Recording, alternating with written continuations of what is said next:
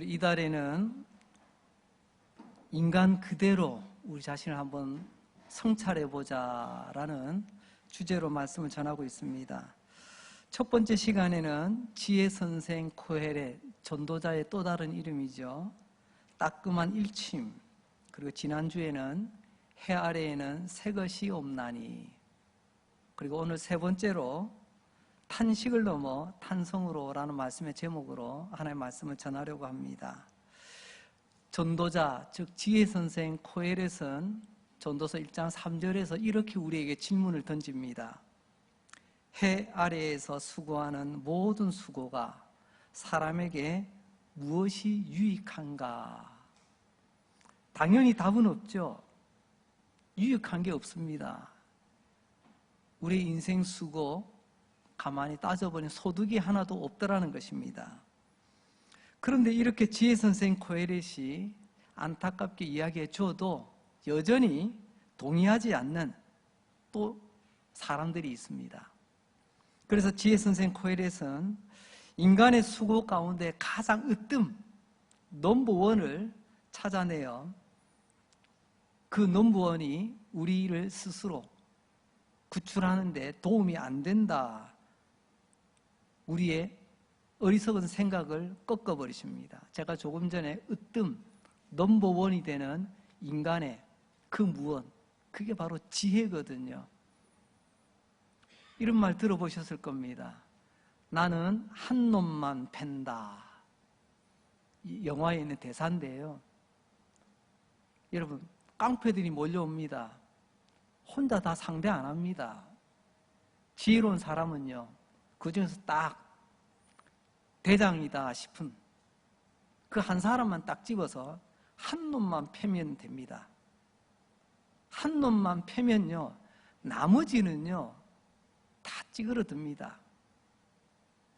지혜선생 코헬렛이 그 원리를 이미 우리에게 알려주셨습니다. 이것저것 할 것 없이 인간이 가장 으뜸 넘버원 최고라고 하는 그 지혜를 불러내어 가차없이 꺾어버립니다. 인간의 넘버원 지혜, 그 지혜에 대해서 잠언 4장 7절로 8절은 우리에게 이렇게 말씀하고 계십니다. 지혜가 제일이니 지혜를 얻으라. 네가 얻은 모든 것을 가지고 명철을 얻을지니라. 그를 높이라. 그리하면 그가 너를 높이 들리라. 만일 그를 품으면 그가 너를 영화롭게 하리라. 지혜가 제일이라는 것입니다. 인간은 지혜가 으뜸 넘버원이라고 생각합니다. 예전에 제가 어렸을 적에 즐겨보던 TV 외국 드라마 중에서요, 맥가이버라는 게 있었습니다. 이 주인공은요, 악당들에게 붙들려 가면요, 어느 창고에 넣어놔도 지하실에 가두어도 어디 묶어놔도 어떻게든 빠져나옵니다.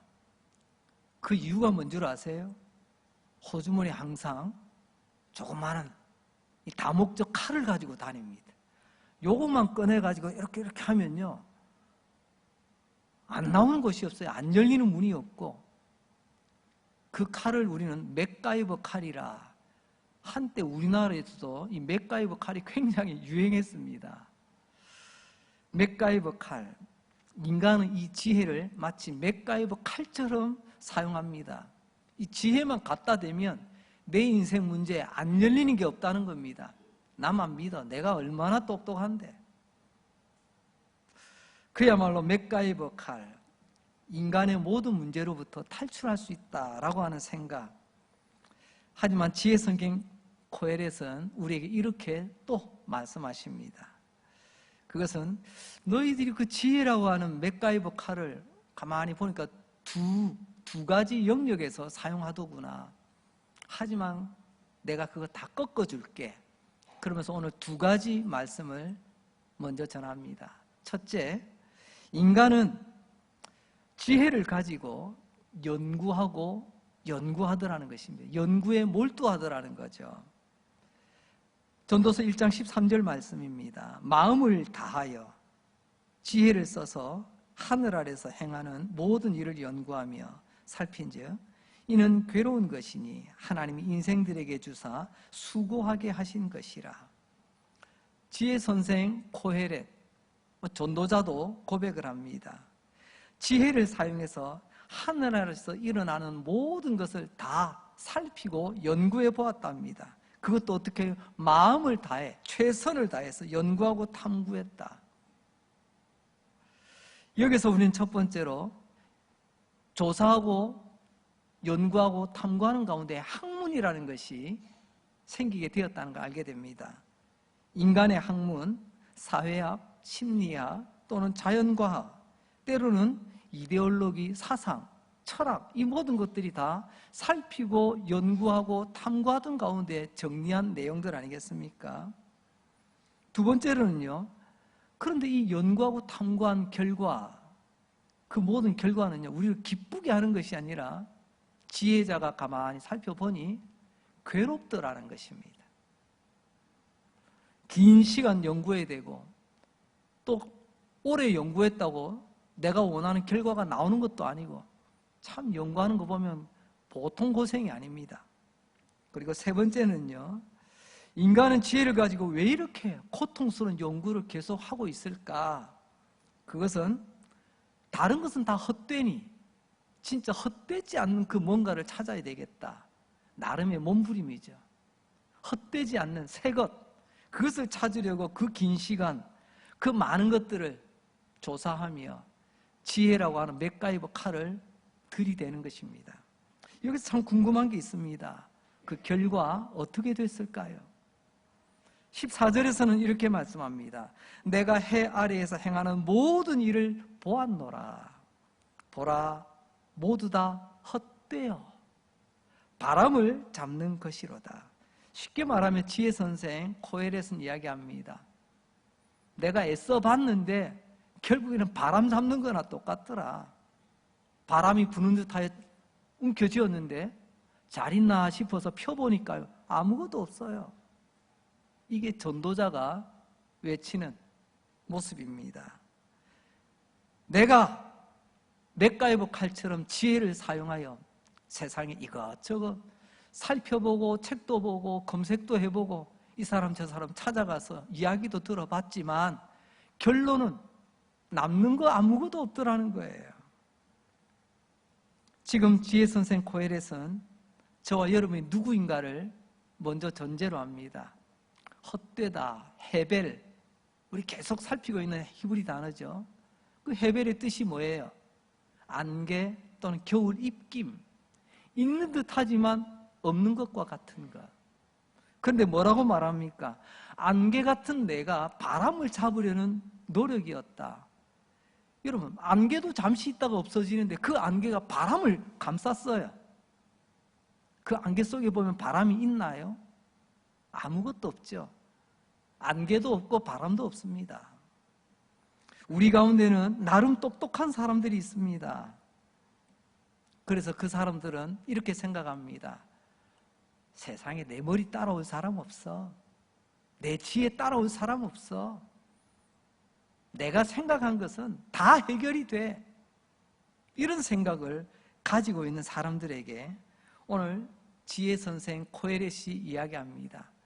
그래봐야 결국에는 안개가 바람 잡듯이 다 헛되다. 그러면서 우리에게 한마디 더 덧붙이죠. 15절 말씀. 구부러진 것도 곧게 할 수 없고 모자란 것도 셀 수 없도다. 뭐가요? 우리 인간의 지혜가 그렇다는 것입니다. 여기서 굽었다고 하는 것은요, 다른 것이 아닙니다. 구부러진 것을 곧게 할 수 없다라고 하는데, 구부러졌다는 것은 쇠막대기를 말하는 게 아닙니다. 아담 이후로 죄로 우리의 본성이 오염된 우리 인간의 본성이 굽었다는 거예요. 여러분, 그렇다면 여러분, IQ 높은 사람은 인격도 높던가요? 좋은 학교 나오면 인격이 좋던가요? 가방끈 길고 학벌이 좋으면 인격이 따라가던가요? 여러분, 그럴 수도 있고 아닐 수도 있는 거예요. 이게 똑같이 통하지 않습니다. 결국 인간은 안개와 같다는 것을 잊어버리게 될 때 똑똑하면 다 되는 줄 압니다. 학벌 좋으면 다 무사 통과되는 줄 알아요. 그러나 그렇지 않다는 것, 우리 현실 속에서 뼈저리게 느끼고 있지 않습니까? 여러분도 지난날 돌아보십시오. 나름 공부 좀 하셨지요? 나도 한때는 공부 열심히 했다고. 나도 왕년에는. 이것 가지고 여러분, 공부 열심히 한 것과 내 인격의 변화에 어떤 상관관계가 있던가요? 내 자신에게 솔직해 보자고요. 공부 잘하는 것하고 내 속사람이 하나님 앞에 반듯하게 세워지는 것 별 차이 없습니다. 공부 못해도 하나님 앞에 반듯한 사람들이 있고요. 머리는 좋아도 엉망으로 사는 사람들도 있습니다. 반대로 공부도 못하고 엉망인 사람도 있고요. 공부도 잘하는데 하나님 앞에 예쁘게 세워지는 사람도 있더라는 것입니다. 한마디로 말하면 우리의 삶의 모양을, 우리의 진짜 모습, 우리의 속사람을 지혜로 굽은 것을 펼 수가 없다. 그렇게 애쓰는 것이 바로 안개가 바람을 잡는 것과 같다. 그런 말입니다. 또 두 번째 뭐라고 했어요? 모자라는 것을 셀 수도 없다라고 말합니다. 내가 가지고 있는 지혜 다 될 줄 알았는데, 여러분 대학교에 가면 이런 이야기를 예전부터 해왔습니다. 힘들고 어렵게 12년 동안 공부하고 재수, 삼수해서 공부해서 힘들게 대학교 입학을 했어요. 대학교 1학년생들이 가지는 생각이 뭔 줄 아세요? 세상에 나는 모르는 게 없다는 겁니다. 그래서 내가 대학교 입학한 거잖아요. 2학년쯤 되면요, 모르는 것도 조금 있네, 조금 숙여집니다. 3학년 때 되면요, 아는 것보다 모르는 게 더 많네. 그러다 이제 4학년 졸업할 때쯤 되면요, 내가 아는 게 도대체 뭐지? 이게 제대로 대학생활 한 겁니다. 여러분, 우리 인생은 마치 적금 통장과 같습니다.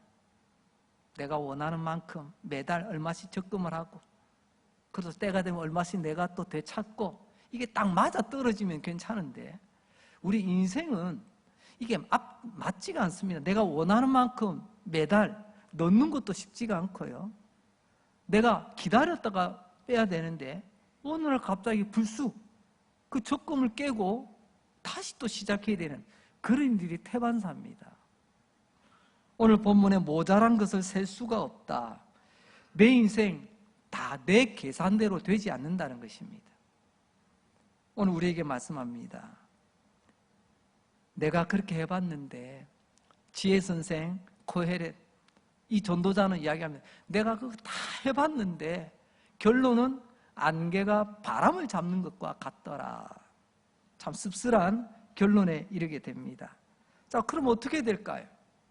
우리 지혜선생, 코헤렛, 이쯤에서 포기할까요? 아닙니다. 이제 두 번째, 그래도 지혜선생, 코헤렛은 포기하지 않고 두 번째 도전을 하게 됩니다. 전도서 1장 17절 상반절입니다. 내가 다시 지혜를 알고자 하며, 다시 일어난답니다. 이제는 뭘 하냐면요, 미친 것들과 미련한 것들을 알고자 하여 마음을 썼다.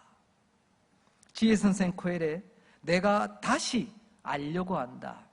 무엇을요? 우리 처음에는 주변의 것을 살피고 연구하고 탐구하고 내가 학문에 전념했었지만 그것도 아닌 것 같아. 이제는 내가 좀 더 내 내공, 지혜의 내공을 더 쌓아가지고 이제는 미친 것들과 미련한 것들을 살피기 시작했다는 것입니다. 여러분, 미친 것과 미련한 것을 살핀다. 그럼 좀 어딘가 이상하죠? 오늘 우리말로 조금 다듬으면요, 도덕의 영역을 살피기 시작했다라는 말입니다. 도덕이란 오늘 전도서의 말씀으로 기준하자면요, 미친 것과 미치지 않는 것을 구별해낼 줄 아는 겁니다. 미련한 것과 미련하지 않는 것을 구별할 줄 아는 것, 이게 도덕이라고 우리는 이야기합니다. 맞습니다. 우리 삶은 도덕이라는 것을 사람들이 굉장히 중요시 여기며 강조하며 달려왔습니다. 오늘 지혜선생 코엘에서는 이것을 알기 위해서 모든 지혜를 동원하여 마치 맥가이버 칼을 사용하듯이 이곳저곳 찔러보고 열어보려고 애를 썼다는 것입니다. 지혜선생 코엘렛이 왜 이렇게 이제는 학문의 영역이 아닌 도덕의 영역에 도전을 했을까요? 그것은 다름이 아니라 학문의 영역, 내가 애쓰고 연구해 봤는데 그것은 헛되더라. 안개가 바람을 잡는 같이 헛되더라. 그래서 이제 다른 쪽으로 관심을 돌린 겁니다. 그래서 이제는 도덕의 영역으로 관심을 돌린 거죠. 저도 학교 다닐 때 이런 학교 동아리, 그때 뭐 서클이라고도 불렀는데요. MRA라고 하는 그런 동아리들이 있습니다. 지금도 있더라고요. 도덕 재무장 운동이라고 우리가 사용하기도 하는데요. 사람들이 도덕성을 높여, 그래서 사회가 건강해지고 그래서 좋은 사회를 이루자, 뭐 그런 기본적인 정신을 가지고 있는 그런 사회운동인 것 같습니다. 그런데 이런 MRA 운동도 가만히 보니까 이미 우리보다 3년 전도 더 된 그 오래전에 전도자 바로 코엘렛이 이 부분을 다루고 있다는 것입니다. 사진 한 장을 보려고 합니다. 책 표지인데요. 프랑스의 사회심리학자인 로랑 베그라고 하는 사람이 독특한 제목을 가지고 책을 썼어요. 우리말로 번역이 되기를 도덕적 인간은 왜 나쁜 사회를 만드는가? 이 앞뒤가 안 맞는 말 아닌가요?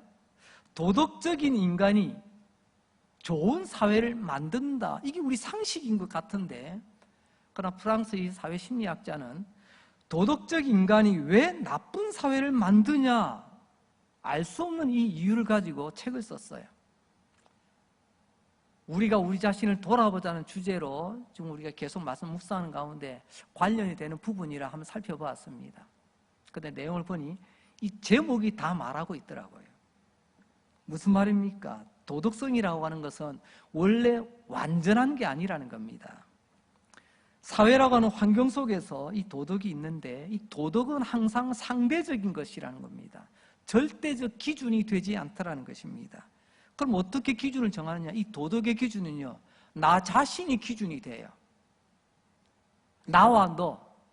그래서 내가 항상 기준이 되기 때문에 주관적이고, 그래서 절대적이 될 수가 없다는 거죠.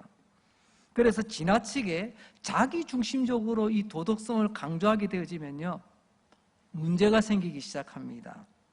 그리고 한편 더 심해지면 그게 사회적으로 아주 위험을 초래하기도 합니다. 그 대표적인 예가요, 조금 이 용어를 다듬어 보니까 도덕적 우월감이라 이렇게 표현해 볼 수가 있습니다. 나는 당신보다 나는 너희들하고는 다르다. 내가 더 훨씬 낫다는 거죠. 이런 도덕적 우월감이, 여러분, 자존감이 높다고 하는 것은요, 상대방의 좋고 나쁨 다 인정하고요, 나의 장단점도 인정하는 것을 말합니다. 그런데 도덕적 우월감은 대체로 보면요, 자존감보다 자존심이 센 사람에게 나타납니다. 자존심은요, 절대로 나에게 안 좋은 것은 인정하지 않습니다. 항상 칭찬받고 좋은 것만 기억하려고 하고, 항상 다른 사람을 대했을 때도 항상 나보다 못한 것을 전제해서 자꾸만 상대를 하려고 해요. 이게 자존심이 가진 이 도덕적 우월감의 폐해라고 말할 수 있죠. 우리 사회에서는요, 이 도덕적 우월감, 좀 어려운 용어가 아주 쉬운 단어로 우리 번역이 돼서 우리가 지금 사용하고 있습니다. 우리 한국 사회는 굉장히 수준이 높아요. 그 단어가 뭐냐면요, 내로남불이라는 용어입니다. 무슨 말이죠? 내가 하면 로맨스고 남이 하면 불륜이야. 나는 해도 괜찮은데 너는 하면 안 된다는 겁니다. 이게 소위 말하는 도덕적 우월감이 드러나는 현상이라는 거죠. 우리 사회가 지난 역사 가운데 참 끌어오는 젊은 패기로, 의기로 정의와 민주를 외치던 386 세대가 이제는 세월이 흘러 우리 사회 구석구석에서 아주 중요한 역할들을 감당하고 있는데, 지금 우리 사회의 많은 폐해가 뭐죠? 그 시절을 인정을 해요. 하지만 시간이 지나고 나니까 그때 그들이 가졌던 도덕적 우월감을 아직도 마치 암행어사 마패처럼 사용하는 일부가 있더라는 것입니다. 우리는 그때도 정의롭고 그때도 의로웠으니 지금 나도 지금 우리가 가는 길도 의롭다고 착각을 하는 거예요. 그래서 나는 이렇게 해도 돼. 하지만 당신들은 그렇게 하지 마. 이런 일들이 너무 많이 우리 사회에서 지금 드러나고 있어. 지금 사회가 지금 이것을 극복하는 과정 가운데 있다는 것, 우리는 외면할 수가 없습니다. 오래전에 미국에 제빵업자가 있었습니다. 그런데 이 사람 늘 가까운 농장에서 버터를 구입하여 빵을 만들었습니다. 그런데 언젠가부터 자꾸만 받아오는 버터의 양이 점점 줄어드는 거예요. 그들은 파운드 단위를 쓰죠. 분명 1파운드의 버터를 받아왔는데 지난번보다 조금씩 줄어드는 거예요. 그래서 안 되겠다 싶어가지고 자기 집에서 저울로 진짜 1파운드가 맞는지 저울로 딱 대보니까 아니나 다를까 1파운드가 안 되더라는 거예요. 그래서 안 되겠다 싶어서 고소를 했습니다. 이런 고소당하면 어떻게 됩니까? 법정에 서야 되잖아요. 법정에 섰습니다. 이 버터업자가 법정에 서서 판사로부터 질문을 받습니다. 아니, 왜 그랬어요? 지금 저 사람이 당신을 고소를 했는데 왜 버터의 양이 점점 줄어듭니까? 왜 그랬어요? 했더니 이 빵을 만드는 사람이 이야기합니다. 저는 아니에요. 저는 정확하게 무게를 재서 정확하게 버터를 만들어 납품했습니다. 판사가 이상하잖아요. 저 사람이 잘못했어가 아니고 자기는 정확하게 했다고 당당하게 이야기해요. 그래요? 어떻게 무게를 쟀는데요? 제가요 1파운드짜리 빵하고요 버터하고 무게를 딱 맞춰가지고 이 빵 1파운드짜리 그만큼 제가 버터를 만들어서 팔았습니다. 그래요? 그럼 그 빵은 어디서 샀는데요? 나를 고소한 바로 저 사람입니다. 좀 이해가 되세요? 제빵업자는 자기의 이익을 남기기 위해서 빵의 무게를 조금씩 자기가 줄여가 놓고 내가 줄인 것은 괜찮아. 근데 당신은 줄이면 안 된다. 이게 가장 대표적인 도덕적 우월감의 폐해를 말해주는 예가 되겠지요. 여러분, 도덕은 완전하지 않습니다. 불완전하고 특별히 상대적인 거예요. 나보다 상대방이기 때문에 항상 내가 기준이 되기 때문에 이것은 절대적이라고 할 수가 없는 거죠. 그런데 오늘날 많은 사람들이 이런 절대적인 기준을 가지고 사람들을 재단하기 시작합니다. 아까 말씀드렸죠. 특히나 자존심이 좀 세다 싶은 사람. 그래서 도덕적 우월감이 좀 있다는 사람. 내가 당신보다 더 잘났어. 내가 당신보다 더 똑똑해. 내가 당신보다 더 많이 가졌어. 내가 당신보다, 항상 당신보다 내가. 때로는 믿음을 가졌다고 하는 사람 중에서도 나의 이런 종교적 도덕성을 내세워서 때로는 하나님의 은혜도 거절합니다. 하나님, 그건 아니지요. 때로는요, 하나님 앞에 나아가는 것도 불편해합니다. 나 이런 하나님 싫어. 나 이런 교회 가르침 싫어.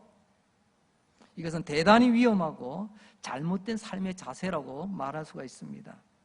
자기 자신은 돌아보지 않고 자꾸만 결과적으로 이런 도덕적 우월감에 빠져서 나의 우월감이 상대방에는요 정죄함으로 나타난다는 것입니다.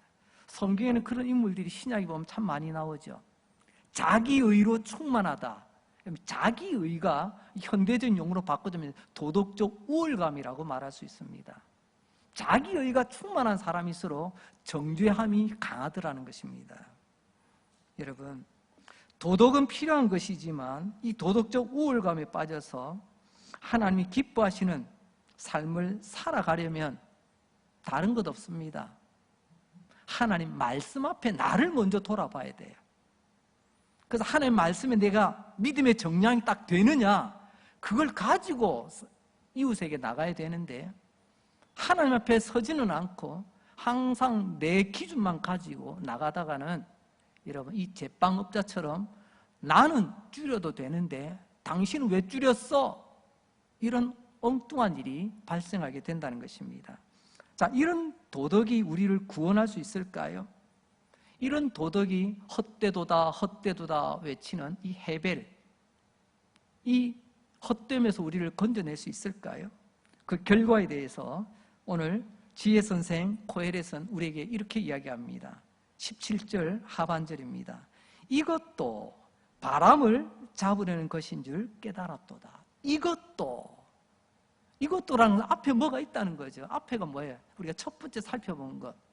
연구하고 탐구하던 학문도 헛되도다 라는 결론에서 주저앉았다가 다시 이제 도덕을 붙들고 살펴보았더니 이것도 바람을 잡으려는 것인 줄 깨달았다라고 말하고 있습니다.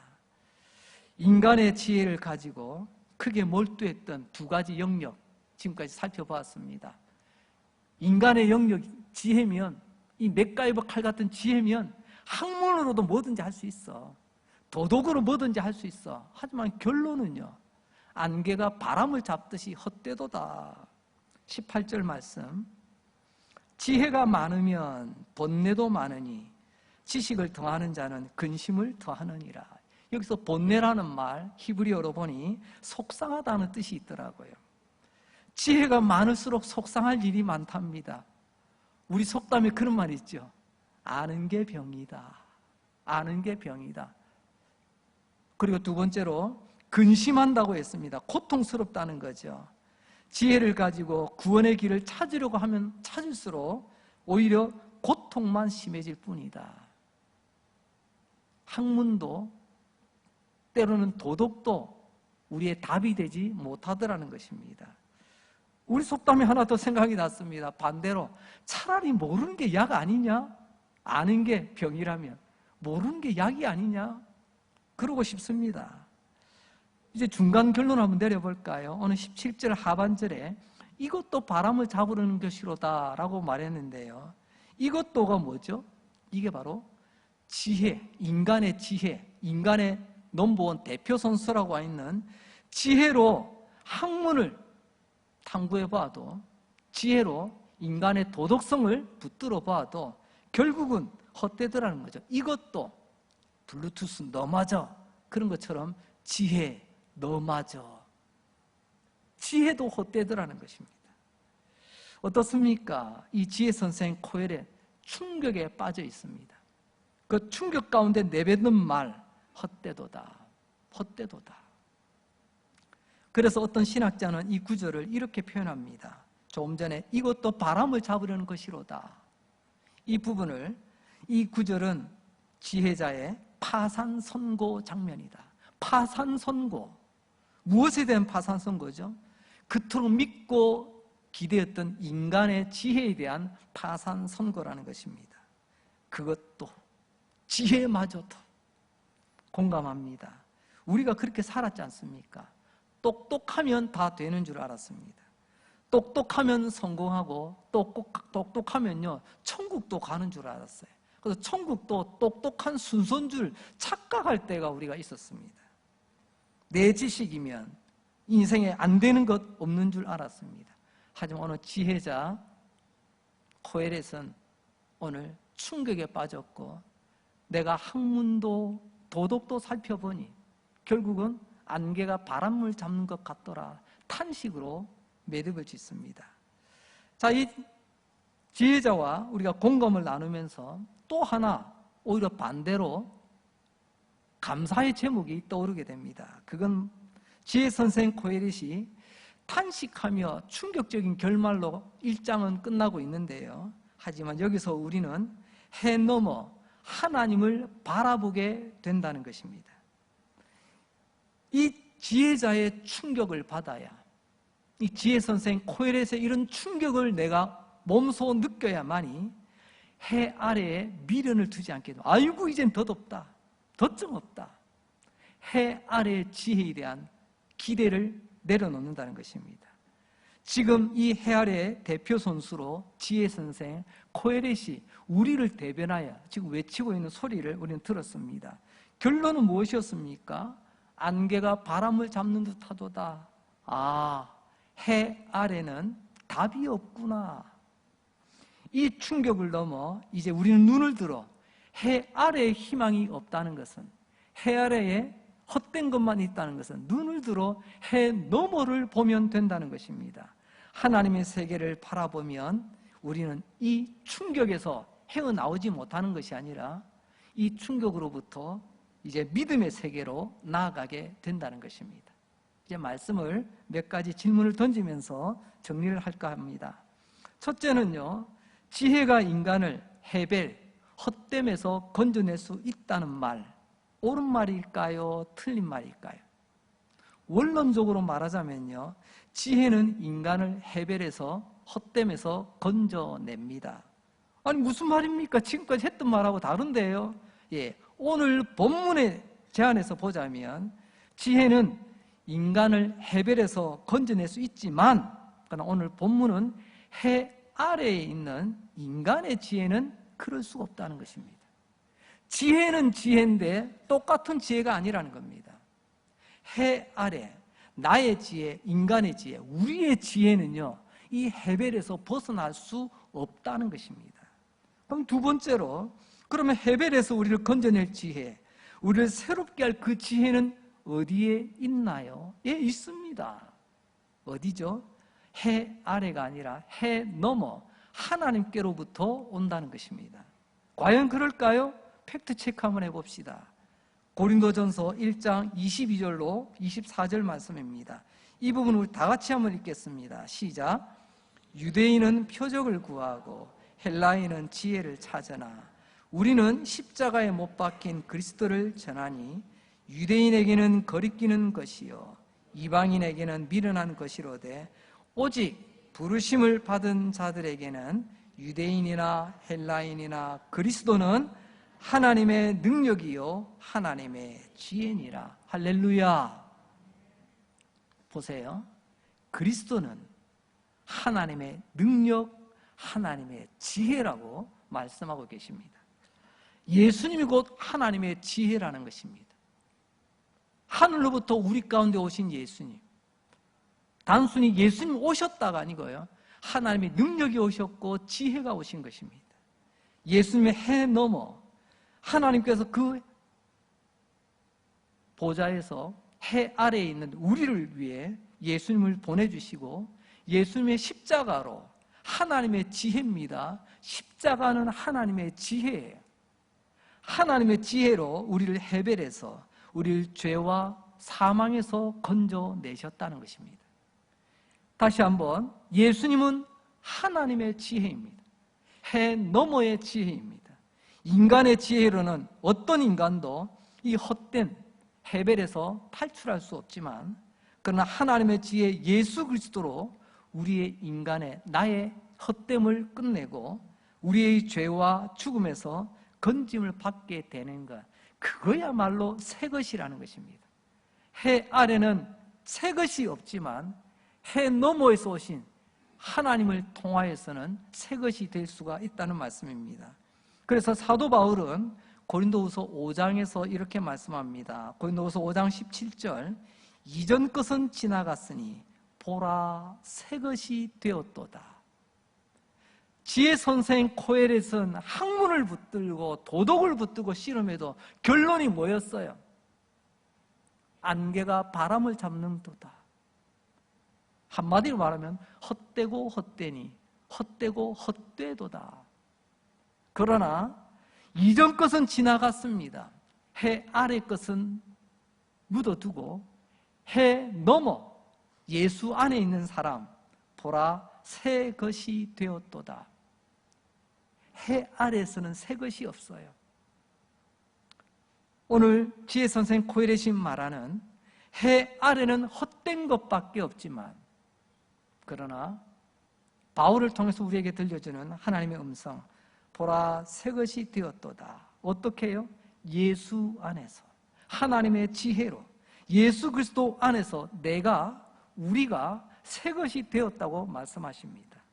여러분, 그리스도인은 누구보다도 먼저 이 지혜 선생 코헤렛의 탄식을 외칠 수 있어야 됩니다.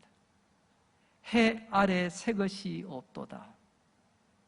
해 아래에서는 안개가 바람을 잡는 것 같도다. 이 지혜자, 이 그의 탄생이 나의 탄식이 될 때 그 탄식은 다시 탄송으로 바뀝니다. 보라, 내가 새 것이 되었도다. 전도자는, 지혜 선생 코헤렛은 탄식을 외쳤지만 다시 한번 신약에서 바울을 통해서 우리는 탄성을 부를 수 있는 이유를 분명히 발견하게 됩니다. 오늘 말씀의 제목, 탄식을 넘어 탄성으로. 우리는 해 아래 헛된 것에 머무는 사람들이 아니라 해 너머에서 오신 예수 그리스도로 말미암아 새 것이 된 사람이기에 이제는 좌절하고 절망하는 삶이 아니라 그분과 함께 기뻐하며 즐거워하며 탄성을 지르며 달려갈 수 있는 복된 사람이 되었다는 것입니다. 저와 여러분, 이와 같이 예수 안에서 날마다 기쁘고 복된 탄성을 외치며 달려가는 하나님의 백성들 되시기를 주님의 이름으로 축복합니다. 기도합니다. 하나님 아버지, 감사합니다. 오늘도 예배 가운데 우리의 찬송을 받으시고 기도를 받으시고 우리의 몸과 마음을 받으시고 우리의 헌금을 받으신 뿐만 아니라 오늘도 하늘 양식, 생명 양식, 하늘의 말씀 들려주시니 감사합니다. 해 아래 인간의 지혜로는 우리의 헛됨 헤벨에서 건져낼 수가 없다는 것 깨닫게 하시고, 그러나 해 넘어 하나님께서 선물로 주신 예수 그리스도로 말미암아, 예수 그리스도께서 지신 십자가로 말미암아 이제 우리가 새 것이 되었음을 다시 한번 확인케 해 주시니 감사합니다. 지금까지 우리의 지혜를 맥가이버 칼처럼 마구 휘둘렀지만 결론은 안개가 바람을 잡는 것과 같은 탄식밖에 없었습니다. 하지만 이제 하나님의 말씀을 듣고 내가 예수 안에서 새 것이 되었습니다, 이 탄성을 지르며 이 고백과 함께 복된 길 걸어가게 하여 주시옵소서. 예수님 이름으로 기도합니다. 아멘.